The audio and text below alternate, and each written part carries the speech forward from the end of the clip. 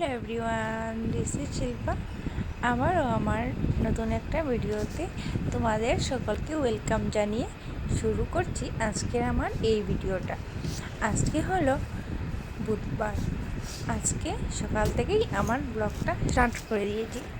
এখন বাজে সকাল 7টা। তো এখন আজকে আমাদের ঘরে রান্না করা হবে কাঁঠালের তরকারি।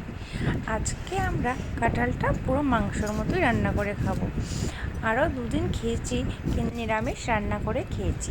আজকে ভাবলাম না, আজকে একটু অন্যরকম খাই, একটু পেঁয়াজ রসুন দিয়ে মাংসের মতো আর কি রান্না করে খাবো।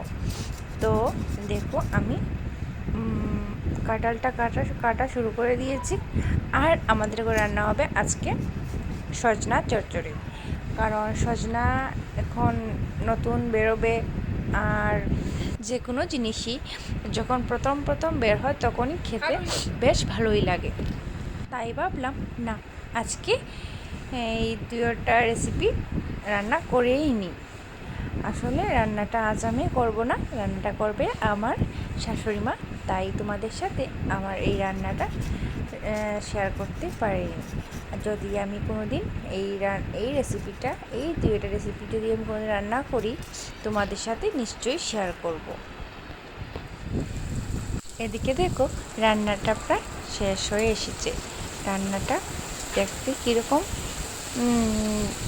বেশ মজা লাগছে না? খেতেও ঠিক তেমনটাই মজা হয়েছে, খুবই টেস্টি হয়েছে।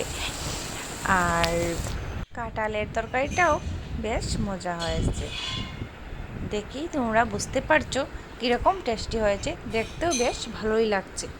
তো দেখো এখন আমরা বলতে মানে আমরা তো কেউ ভিডিও করতে পারিনি, শুধু আমারই ভিডিওটা আমি করেছি। আমি যে খাচ্ছি সেটার ভিডিও করেছি, তো সেটাই তোমাদের সাথে শেয়ার করলাম।